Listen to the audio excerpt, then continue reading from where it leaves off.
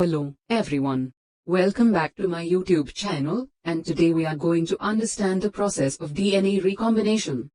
The basic strategy in molecular cloning is to insert a DNA fragment of interest, such as a segment of human DNA, into a DNA molecule, called a vector, that is capable of independent replication in a host cell. In this example, the vector DNA is a loop of DNA called a plasmid.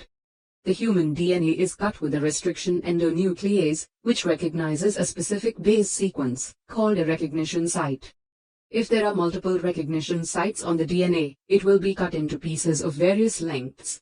The same endonuclease is used to cut the vector. If the cut human DNA and the vector are mixed in the presence of DNA ligase, some of them will join to form recombinant DNA molecules.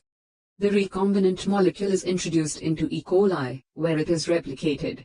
In this way, large quantities of the inserted human DNA can be obtained. I hope this will be helpful to you. Thank you for watching, and don't forget to subscribe to my channel for more videos.